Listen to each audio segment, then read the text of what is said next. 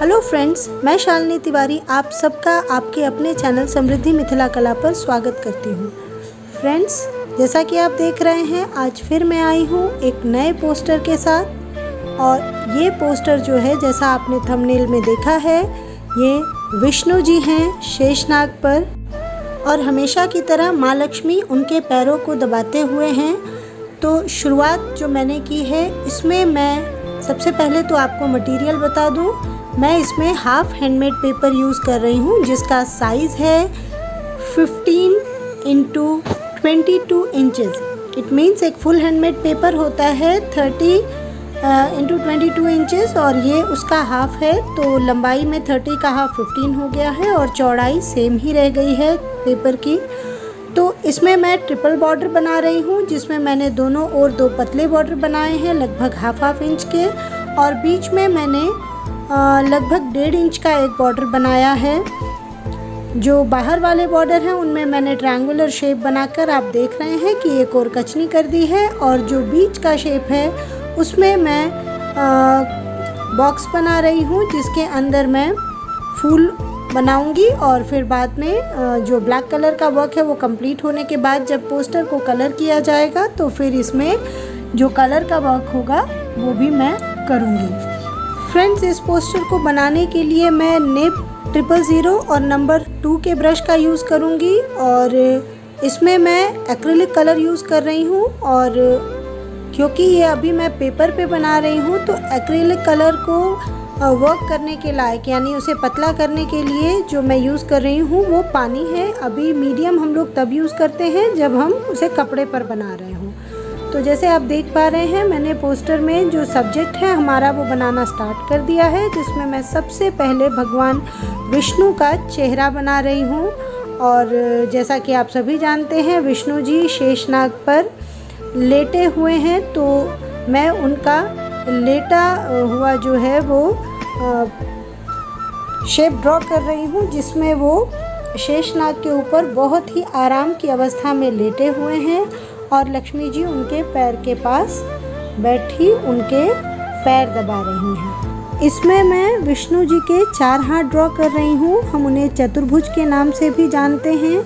उनके चारों हाथों में होते हैं शंख, गदा, चक्र और कमल का फूल। तो मैंने बाएं ओर के 2 हाथों में, ऊपर के हाथ में उन्हें शंख और नीचे के हाथ में कमल पकड़ाया है, और दाहिने हाथ में उन्हें मैंने सुदर्शन चक्र और गदा पकड़ाई है। ये ड्रॉ करने के बाद हम इनके कमर के नीचे का हिस्सा ड्रॉ करेंगे, जिसमें ये एक पैर मोड़े हुए हैं और एक पैर को सीधा रखे हुए हैं। ऐसा मैं अभी ड्रॉ करूँगी। फ्रेंड्स, इसमें जहाँ पर मैंने बॉडी का वो पार्ट बनाया है जिसपे मैंने कपड़े ड्रॉ नहीं किए हैं, वहाँ मैंने सिंगल लाइनिंग की है। पर जहाँ जहाँ मैं कपड़े बना रही हूँ वहाँ मैं डबल लाइनिंग कर रही हूँ। तो अभी मैं धोती का एरिया बना रही हूँ, इसीलिए मैंने इसमें डबल लाइनिंग की है। लेकिन आप ऊपर देखेंगे कि जो मैंने बॉडी का पोर्शन बनाया है, क्योंकि मैंने ऊपर कोई भी कपड़ा ड्रॉ नहीं किया है, इसीलिए मैंने ऊपर जो बॉडी की आउटलाइनिंग है वो मैंने सिंगल लाइन ही बनाया है। और अब मैंने इनका जो सीधा पैर मैंने आपको बताया था वो ड्रॉ किया है, और अब मैं लक्ष्मी माँ को ड्रॉ कर रही हूँ उनके पैर दबाते हुए। कई बार ऐसा प्रश्न उठता है महिला सशक्तिकरण की सोच के द्वारा कि भगवान के रूप में भी महिलाओं को जो है वो हमेशा ऐसा दिखाया गया है कि वो बेचारी हैं, क्यों विष्णु जी के पैर दबाएंगी। तो इस विषय में मैं ज़रूर एक बार बात करना चाहूँगी। इसके बारे में एक बड़ी ही रोचक कहानी है। एक नहीं, कहानियाँ तो बहुत है हमारे पुराणों में, पर 2 कहानियाँ हैं जो बहुत ज़्यादा प्रचलित है, जिसमें से एक है कि लक्ष्मी जी जो हैं वो हमेशा विष्णु जी के पैर क्यों दबाती रहती हैं। इसका कारण उन्होंने स्वयं बताया है कि जो ग्रह हैं उनका अच्छा और बुरा प्रभाव, ग्रह यानी जो नक्षत्र हैं उनका अच्छा और बुरा प्रभाव सभी पर बराबर पड़ता है, चाहे वो मनुष्य हो चाहे वो ईश्वर हो। तो उससे बचाने के लिए, जो ग्रहों के दुष्प्रभाव हैं उनसे दूर रखने के लिए जो है लक्ष्मी जी विष्णु जी के पैरों को दबाती रहती हैं। और ये एक कारण इसका ये भी है कि ऐसा माना गया है कि जो महिलाओं की हथेली होती है उसमें जो देवताओं के गुरु हैं, गुरु बृहस्पति, उनका निवास होता है, और जो पुरुष होते हैं उनके घुटने के नीचे जो राक्षसों के जो गुरु हैं, गुरु शुक्राचार्य, उनका निवास होता है। तो गुरु शुक्राचार्य, स्वाभाविक सी बात है, राक्षसों के गुरु हैं तो वो कहीं ना कहीं देवताओं के लिए कष्ट का कारण है।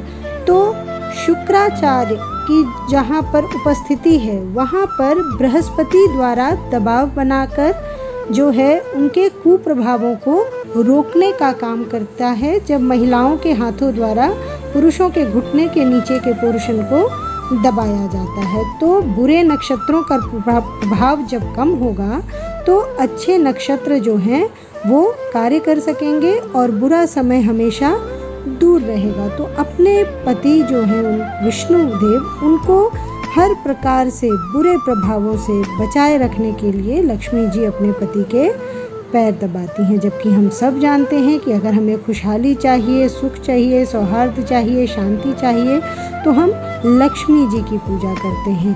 और लक्ष्मी जी जिनके जो लक्ष्मी जी के स्वामी हैं वो हैं भगवान विष्णु।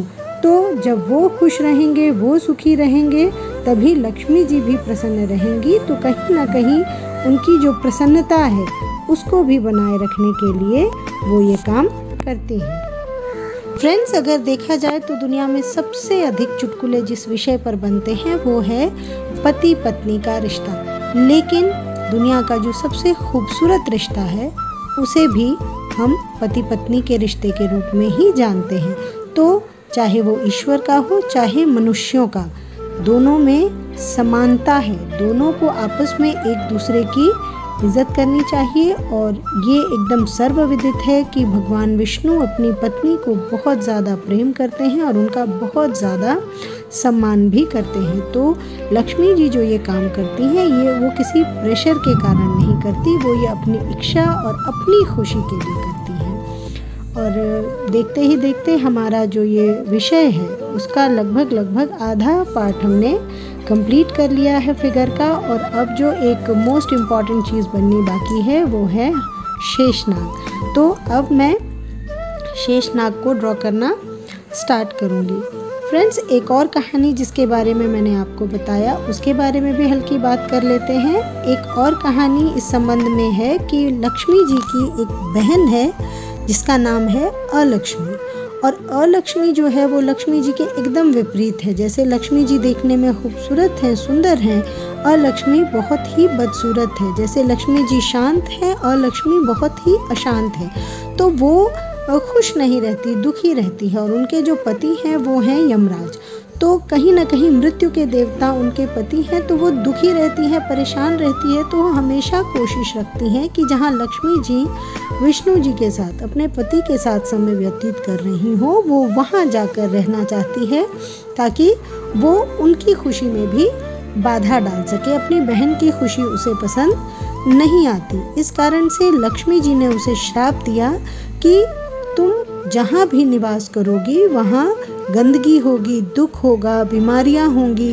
तो कहीं ना कहीं पैर में दर्द भी एक तरीके की बीमारी है जिससे भगवान विष्णु को अलक्ष्मी का सामना करना पड़ सकता है। तो उससे भी बचाए रखने के लिए लक्ष्मी जी जो हैं वो अपने पतिदेव के पैर दबाती रहती हैं, जिसके कारण ये हमेशा अपने पति के आँखों के सामने रहती हैं और अलक्ष्मी का जो कुप्रभाव है वो विष्णु जी पर असर नहीं कर पाता। लेकिन जहाँ तक मेरी मान्यता है, मैं पहली कहानी को ज़्यादा तर्क संगत मान के चलती हूँ। ये मेरी व्यक्तिगत सोच है, ये मैं ये नहीं कह रही कि आप लोग भी ऐसा ही माने।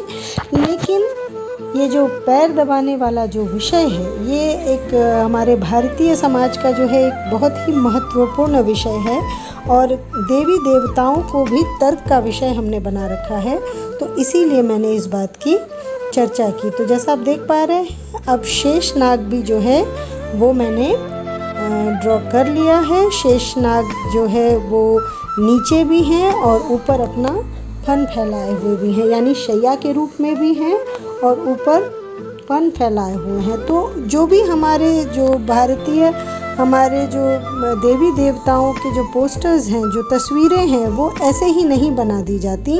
हर चीज़ के पीछे कुछ तर्क होता है, कोई एक प्रतीक के रूप में इनको बनाया जाता है। तो अब सोचा जा सकता है कि विष्णु जी जो कि सारे जग के पालन करता है, उन्हें शेषनाग पर सोने की क्या ज़रूरत है। तो इससे भी संबंधित एक कथा है कि भगवान विष्णु को अक्सर हम शेषनाग पर जो समुद्र में देखते हैं, तो समुद्र इस बात का प्रतीक है कि इंसानी जो जीवन है वो सुखों और दुखों के महासागर के समान है, जिसमें अनेक प्रकार की चिंताएं, घटनाएं सम्मिलित होती हैं। और ये एक महासागर है जिसमें मनुष्य जो है वो घिरा रहता है। शेषनाग इसमें उन चिंताओं का प्रतीक है जो मनुष्य हमेशा करता रहता है, उसे अनेक प्रकार की चिंताएं जो है घेरे रहती है। तो इसमें शेषनाग जो है वो एक तरीके से चिंता का प्रतीक है। और भगवान विष्णु उस पे लेटे आप जब देखिएगा वो मुस्कुराते रहते हैं। ये इस बात को दर्शाता है कि भगवान विष्णु इंसानों को ये सीख देना चाहते हैं कि समय कैसा भी हो, आपको हमेशा मुस्कुराते रहना चाहिए, क्योंकि मैं आपके साथ हूँ और समय कैसा भी हो हमेशा रुका नहीं रहता। वो उसका एक बहुत अच्छा गुण है कि वो चलता रहता है और कोई भी समस्या आपसे, आपके प्रयास से, आपकी जो विल पावर है उससे ज़्यादा बड़ी नहीं होती। तो फ्रेंड्स, अब जो मैं बना रही हूँ वो है भगवान सूर्य। अब भगवान सूर्य की उपस्थिति जो मैंने इसमें दर्शाई है, इसका भी एक बहुत ही महत्वपूर्ण कारण है, पर इसके विषय में मैं आपको बताऊंगी अपने नेक्स्ट वीडियो में, जब मैं आपके साथ इस पोस्टर के कलरिंग का वर्क शेयर करूंगी। इस पार्ट में मैंने केवल आपके साथ ब्लैक कलर का वर्क जो कंप्लीट किया है वो शेयर किया है, और जो मेरा नेक्स्ट पार्ट मैं शेयर करूंगी उसमें मैं आपको बताऊंगी कि मैंने इसमें सूर्य जो हैं उन्हें क्यों दर्शाया है, जुलाई के महीने का क्या महत्व है, और इसमें विष्णु जी से संबंधित कौन सी विशेषतम बात होती है, और हमारे पोस्टर और उस कहानी का आपस में क्या संबंध है, इस विषय में भी मैं चर्चा करूंगी। अपने काम को यहाँ तक कंप्लीट करें और फिर मैं कलरिंग का वर्क कंप्लीट करके जब अपना नेक्स्ट पोस्टर आपके साथ शेयर करूँगी तो उस रोचक कथा को भी आपके साथ शेयर करूँगी, और साथ ही साथ आप इसके कलरिंग के वर्क को भी देख पाएंगे। फ्रेंड्स, अगर आप पहली बार समृद्धि मिथिला कला चैनल पर आए थे और आपको मेरे द्वारा बताई गई मिथिला की ये कला पसंद आई है, तो प्लीज़ मेरे चैनल को लाइक, सब्सक्राइब एंड शेयर करें। नोटिफिकेशन बेल को प्रेस कर दें ताकि आने वाली वीडियोस को आप निर्बाध देख सकें। धन्यवाद।